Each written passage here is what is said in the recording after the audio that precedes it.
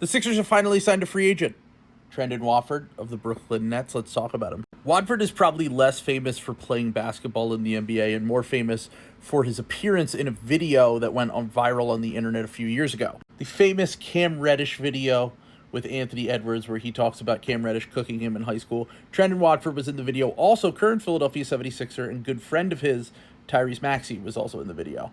This is probably more of a vibes/upside swing signing than like a fits a need signing. Watford is friends with Maxey, like I said before. He's also a 6'9" forward who plays the 3-4. I've actually liked him for a few years now for the Sixers. I've been wanting them to acquire someone like him who can handle the ball, who can pass a little bit, who can make open shots. He just had a struggle year with the Nets shooting-wise, but in the past has been a fairly steady three-point shooter, not someone who's a knockdown shooter by any means, but competent. The Sixers are actually in a weird position now where for the first time it feels like they don't have to acquire shooting.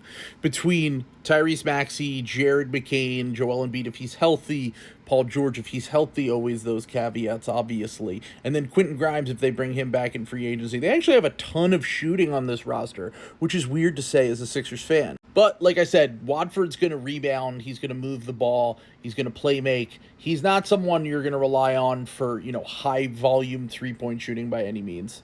And I think he's a bench player ultimately. He's someone that will come in and give them solid minutes off the bench. I don't expect him to be a high-minute player by any means, but a regular season innings eater for sure. Unfortunately, Paul Hudrick of Liberty Ballers confirmed that they are likely to lose Guerschon Yabusele. It doesn't really have anything to do with this signing, I don't think. I mean, they might have taken a little bit out of their mid-level exception to make this signing, but I think this is closer to the minimum, and I think it more is just that Yabusele has a real market right now, and teams might be willing to give him a little bit of a bag. And it sucks to see Yabu go, but we've kind of made this mistake before of overpaying to keep a guy because he had a great season with us. I mean, we did it famously with Mike Scott. We did it with Paul Reed. We've recently done it with Kelly Oubre, Andre Drummond the second time he came back around.